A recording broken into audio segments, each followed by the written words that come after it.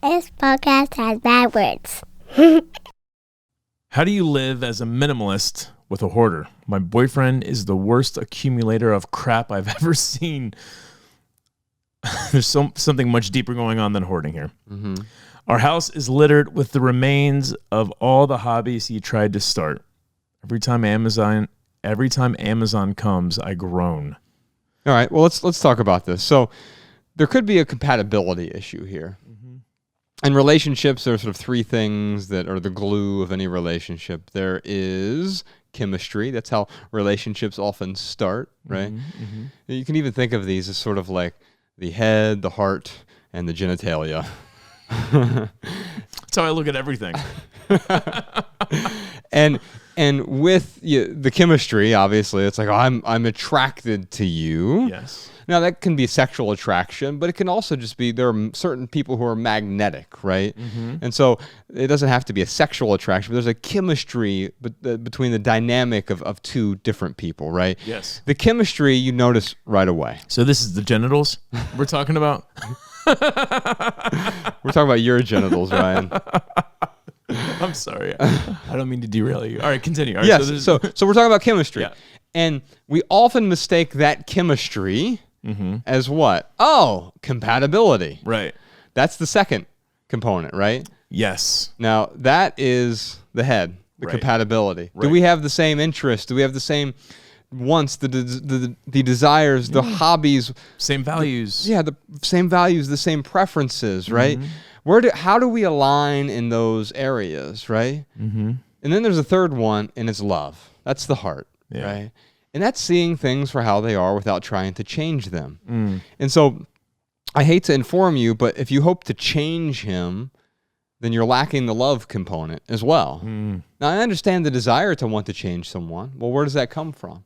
It comes from a particular sort of self-righteousness. Yeah. Right? And we all experience some sort of self-righteousness. Some of us experience different from others. Yeah. We were talking about the Enneagram recently, but Ryan, you are a 7. When a 7 gets stressed, he turns into a 1, which is the perfectionist, which is a really nice way to say the self-righteous person, which is really a way, if we take out take that out, and it turns into binary thinking. Yeah. It's really the way to look at that. Yeah. And so because you're the enthusiast, you don't typically have the binary thinking. It's the imbibing on life. It's the happy-go-lucky 7, right? Yeah. But when you get stressed, it's right and wrong, black and white, yes or no. Yeah. But life doesn't work that way, right? And so it's not that you're a minimalist and he's a hoarder, and then now you're going to make him a minimalist, or he's going to make you a hoarder, or you're going to be discontented. No, if you're lacking compatibility, then you're probably going to be discontented. Now, does that mean I'm telling you to break up with your boyfriend? No. But the problem here is that you hope to convince him that he should behave otherwise. You're helping her see it for what it is. Yes. There is no right or wrong here. It's a matter of, like, you live with someone who is a hoarder, and you have a choice.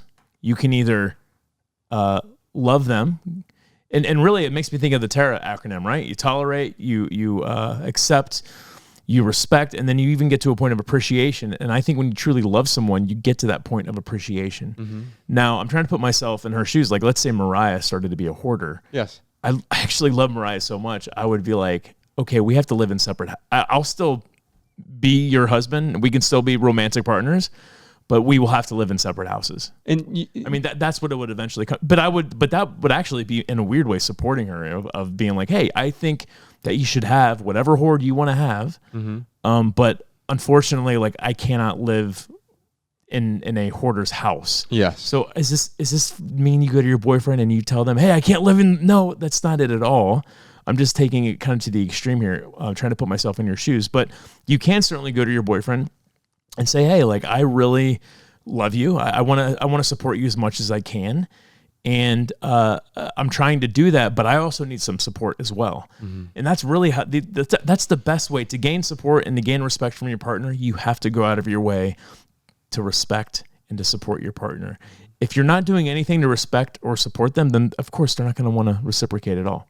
Yeah, and I think where we get into trouble is when we accidentally place ourselves on that pedestal, right? And so when I read the question, my boyfriend is the worst accumulator of crap I've ever seen. Yeah. Okay. Maybe he's the best accumulator of crap you've ever seen. I'm just imagining like piles of shit in all the rooms. That's stage 5. Right. That is stage 5 hoarding. Yeah. And so, yes, we've talked during this whole Maximal episode, we've talked about Spartanism, obsessive compulsive decluttering.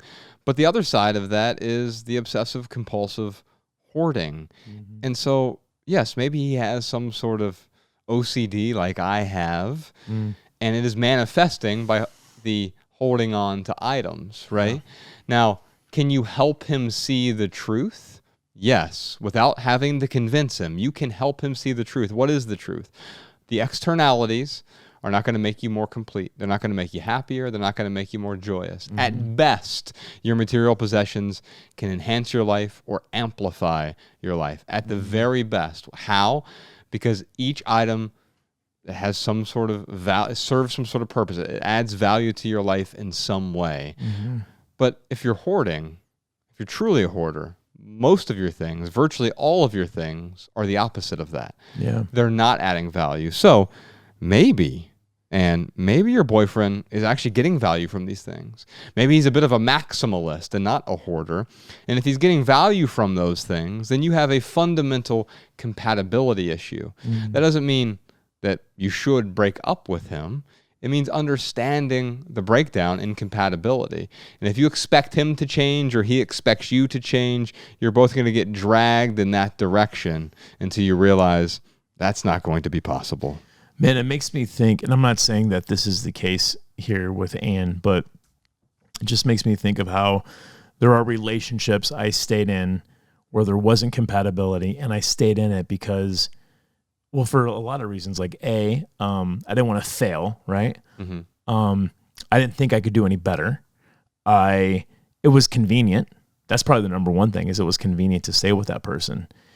And I'm not saying this is the problem with Ann, but for myself, it was like, I don't know, man. Like, just, you have to come to realization of like, am I okay staying in this relationship that I feel is, I'm trying not to say mediocre, but I can't think of another word, but that's what I would do. You say it's making me miserable. Right. Exactly. Yeah. Am I okay to stay in this relationship that's making me miserable? If the answer is yes, then great. Stay in the relationship. So be it. Yeah, so be it. Did you enjoy this video? If so, you can listen to full episodes of the Minimalist private podcast available exclusively on Patreon. Visit patreon.com/theminimalists today. Your support keeps our podcast and YouTube channel 100% advertisement free.